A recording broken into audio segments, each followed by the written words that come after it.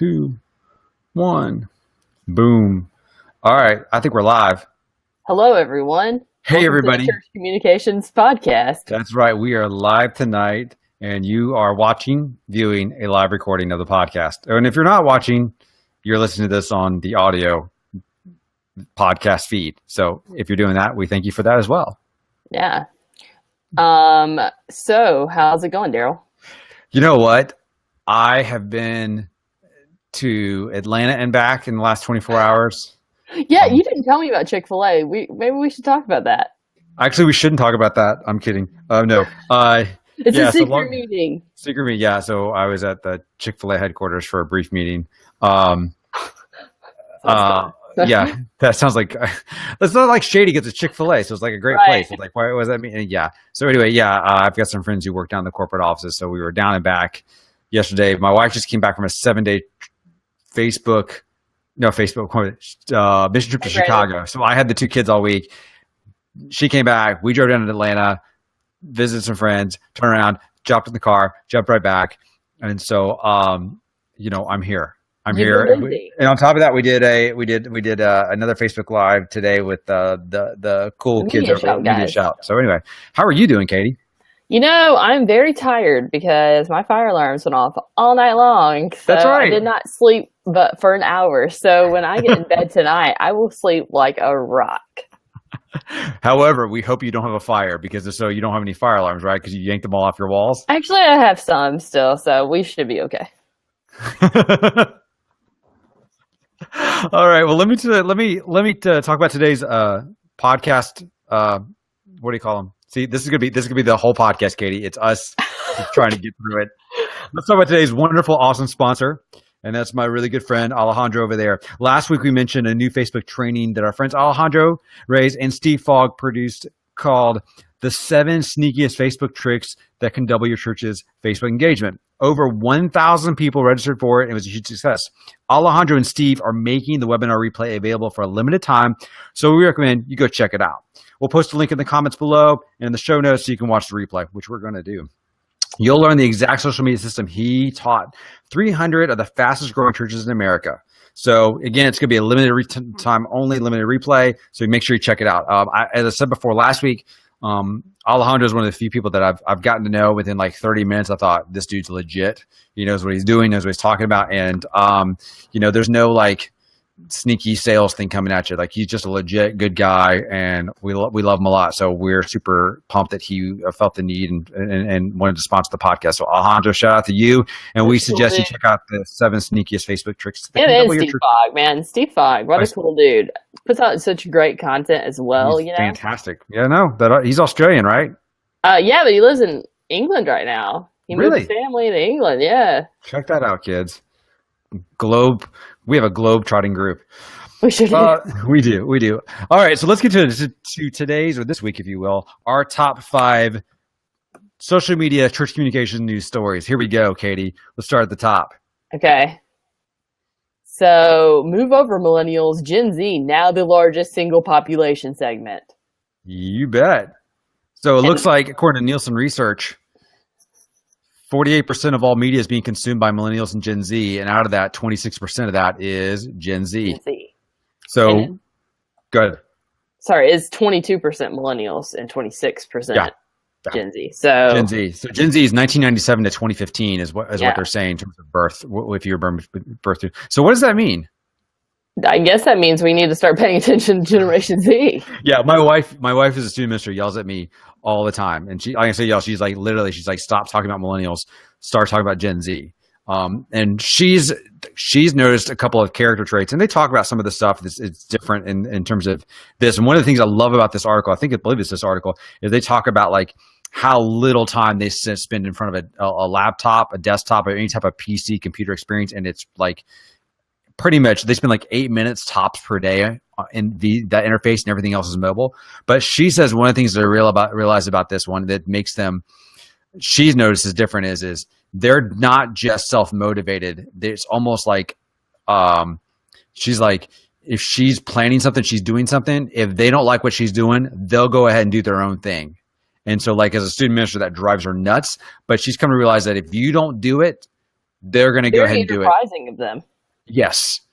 Yes, they're very I think they take entrepreneurial to what millennials think is their entrepreneurial, the Mark Zuckerbergs of the world. They take it to I think 2 to 10 times that reach in terms of that. But I think for us in churches, again, I think it goes back to what we've always, I think all of us in the group preach, and that is that, and you and I are talking about this tomorrow. We have our meeting with our web developer to just building our 2018 website for our church.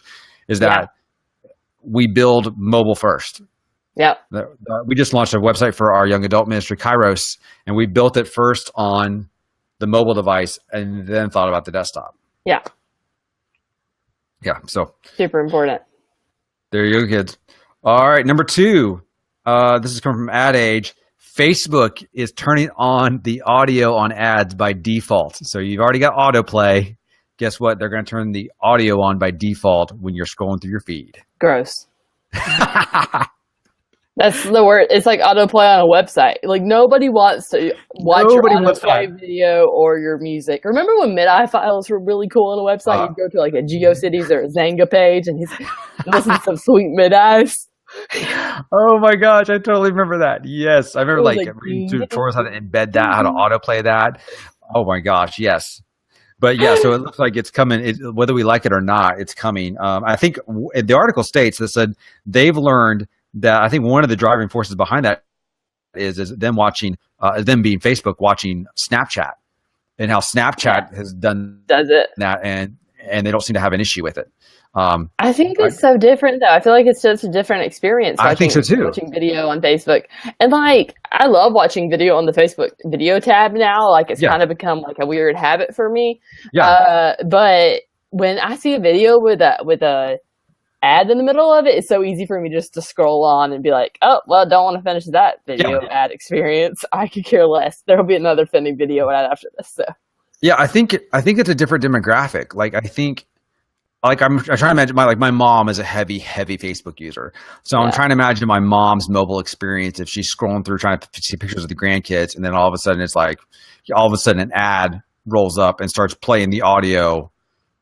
What's her experience going to be like? Is it going to be like that, or is it just going to be like what it is, but with more sound? I don't know. I don't know. It kind of at the same time I'm like, maybe we don't have to do so many subtitles and stuff. I don't know. Yeah. That's So Anyway, there you go. Yeah. As you can tell, we're not happy about that. Moving right along. Facebook acquires Source 3 to get content creators paid. What? Yeah. So apparently, this is a company whose I guess their specialty is making sure that you're not stealing people's content. Yep. Now you've experienced this and I don't know if anybody else in the group has experienced this, but we've experienced where you turn around and we post the pre-worship music has been playing. And so we do a Facebook Live for our worship service, and the audio engineer left the pre-worship music up, and it was whatever the Spotify playlist was. And so Facebook detected it, and then they immediately, after the video was supposed to be processing and so forth, they yanked the video down. Well, it looks like there's going to be a rights manager, which maybe will be helpful. I don't know how that will work with our CCLI licenses or what. That's a great question. Will they accept it? Can we add that? Upload it? I have no idea. So that's going to be an interesting little thing. But I'm glad that they're doing something about it, because them just pulling it for no reason is also very frustrating when you do have a license, when you are doing it. It is. So. I totally get that. I do. And I what it is if we think about it this way, it's also a play into them trying to attract people who create content for YouTube over to Facebook. No, bring your content over, and guess what? We're going to protect it. We're going to protect it. Nobody can turn around and upload and steal your content. Sure. So there you go. Next story. 1/3 of the world will access social networks at least once a month now. So that's roughly 2.4 billion people will be accessing some sort of social media network at least once a month now in the world. So what does that mean for your evangelism strategy? Because let's be honest here, you can reach parts of the world that haven't heard the gospel. If that's the Great Commission, bring it to every part of the world. What does that mean for us? As communicators, as the people who are on the internet. what does that mean for our pastors? How do we encourage them to care about that? Here's the other thing I find interesting. The article states that North America and Western Europe are only going to see growth in their social media networks roughly 2.9 to 3.4%. So that means a lot of this growth that's going to be happening is going to happen in third world countries as mobile devices become faster. Facebook, I know at least in India, they've created Facebook Lite, like it's their app, but it's like way lighter to take up nearly the same amount of bandwidth on mobile phones. Mm-hmm. So I think it does raise a question, especially if you are one of our people who are in the group who works with international missions. What's that look like? Yeah. Like, how do you, or you're one of our many members who are around the globe. What's that look like for you? How do you create and how do you share the gospel in a way for this whole new segment? Culturally speaking, like, I don't know how culturally you would approach that, but this just in, if your pastor thinks social media is something they don't need to be involved in, let them know that 2.4 billion people disagree. And you can always, drop the story of the 99 and leaving the 99 to find the one. Yes. That's always a good that's always a good one to go back to. If you want to hear Katie and I ranting about that, we did that today at the Mediashout. Yeah, Mediashout. You can totally go and listen to our Mediashout thing. I ran about that for a little while. So yes, I may have accused pastors who don't want to use social media as being selfish. I may rant about that later. Why not? Yes. And the last story we got here is about YouTube. YouTube as a company would have a worth of $75 billion. So I put this in there because I have a confession to make to the group. And that is, I have been one of those elitist snobs who only thinks that real artists use Vimeo for their videos. That Vimeo is the only place to host your stuff because it's where did that thinking come from? So it's funny. So I remember when they both kind of, I say 2004, 2005, I remember when YouTube kind of like just like this, like went like, you start taking off. And then I remember Vimeo being launched, and I don't remember how many years later that was, but I remember Vimeo being like, definitely felt more like artists were using it. Like I see my friends who were like building their demo reels, hosting them on their websites. So I've always been like, well, if I'm going to build a demo reel, go to Vimeo, don't put it on YouTube. YouTube's where cat videos go. And then our good friend over at Church Mag, Jeremy Smith, was like, dude, you're dead wrong. What are you smoking? The reality of it is YouTube. He always tells me YouTube and is Alex the second. Too. I mean, Alex Lyons as well. Yeah, I mean, and we had thought about it, and I had thought about it, but I don't know. I'm going to sound like a terrible person because this is the opposite of what I want to think. I felt like it was just one more thing to keep up with. But you know what? Going after the one from leaving the 99 is often just one more thing you have to think about. Yeah. And I think, I think and I said this a little bit today on the broadcast is that, and I'm stealing this from Gary Vaynerchuk, by the way. I'm going to fully admit that on a blog post he wrote. So I'm going to say this probably without the F words that he normally would put into it, is that you have to start thinking of everything as if you're a media company. Yeah. And so that's what I'm really kind of hitting on with churches. It's like, I think everything is like a media company. And if you want to get your content in front of people, you got to go where they are, and they're on YouTube. I know we've talked about moving a lot of our hosting over to YouTube in terms of our video hosting, because one, obviously it's free, that works. But the second thing is that's where people's at. And it's the second biggest search engine, in the world, next to Google. I think, too, I don't know if y'all remember just a few years ago, Mormons were doing such a great job with their YouTube advertising. Mormons killed it on the YouTube app. I was like, tell me more about Scientologists too. I'm telling you what. I was like, I'm so intrigued. I'm so intrigued. Tell me more, Tom Cruise. So great. It's always just so well put together. So I was like, okay, how much more should we as churches, do this sort of thing? I was kind of like, why are we not doing YouTube advertising? That's another thing I think maybe is, we talk about Facebook ads a lot, but I think YouTube ads are a whole foray that we really haven't gone into or cared about. And so I think, we can target an area just as well in YouTube as we can, if not better, as we can in Facebook. And so why have we not done that? Especially if we have video ads already created, why not try both of them and see which one works better? That's a great point. We had so this week, and I think I may do this as a separate podcast at some point, I interviewed our video. I just randomly in the hallway, I grabbed Matthew, our video intern. Okay. Kid's 18 years old. And I said, all right, walk me through your video viewing habits. And here's what he told me. Because I asked him, I said, do you watch like Jake Paul, Logan Paul, any of those daily vloggers? And he said, look, I watch, Casey Neistat, a couple of these people. He's like, but look, man, I don't watch a single thing that's on TV unless it's live sports. Everything else is I watch Netflix, and this is 18-year-old. He goes, and I watch Seinfeld and I watch Friends.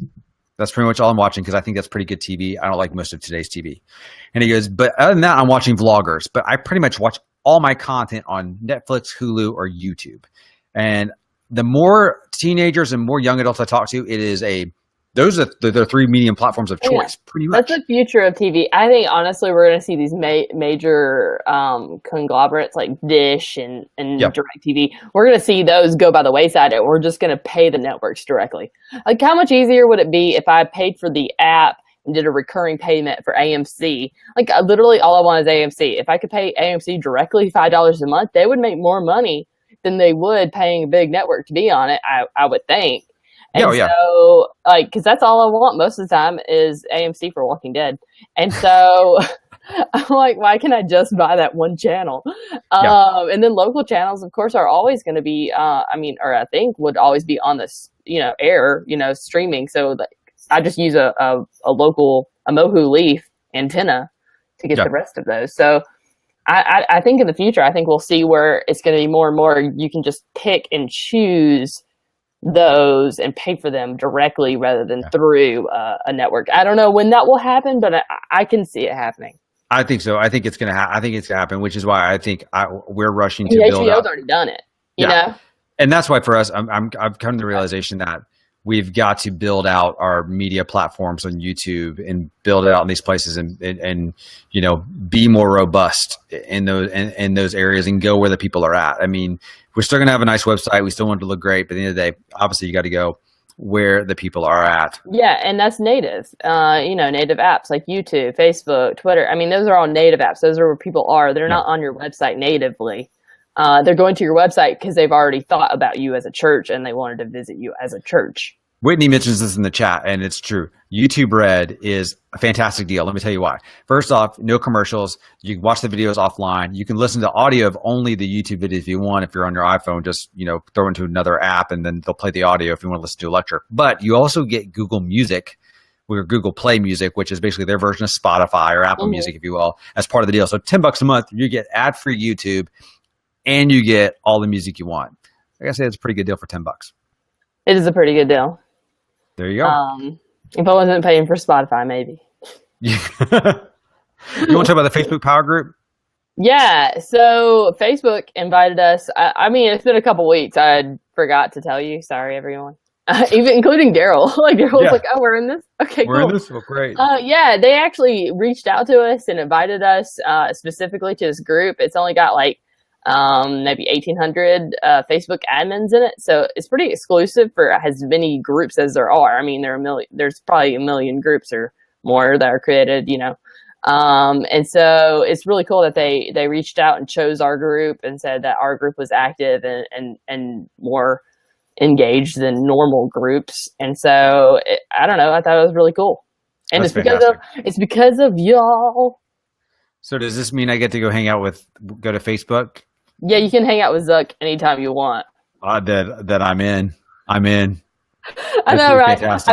I wish we could. I wish we had gotten invited to the summit. This was, I think, our consolation prize for not going to the summit. Actually. I think we were almost chosen to go to the summit. I think that's what this was we were close, but not quite. So they were like, we'll invite them to a group. They'll love that. Which we do. Yes. Thank you. If you're watching this Facebook, you can invite us to your headquarters at any time. It was really funny. They actually posted in there the other day that their Facebook conference rooms, they named them alternative endings to fiction books. So there's one room that's just called Hermione Dies. Oh gosh. And I'm like, what? Anyway, it's just awesome. Random alternative endings. I'm like, that is a strange thing to name your conference rooms, but I love it. Thank you, Facebook. That is a very, very, very strange thing to do that. All right, let's do some shout outs this week. I first want to give a big shout out to all of our moderators on the group. you guys are killing it. We thank you for spending your precious free time to moderate this group. We, when we hit a certain point, I don't know if it was like 7,000 members. I remember you and I looked at each other going, we can't do this and do our normal 9-to-5 gigs that we got going on. Yeah. And we had some more people. We've had people step in, be moderators, and I just want to give a big shout out for our moderators for all the work they do. Brandon, Ed, Karina, and Shannon, thank y'all so much for just helping us out and being awesome. And we really do appreciate everything that you do to help us and to add people too, because like adding people and declining people takes a lot of work. It does.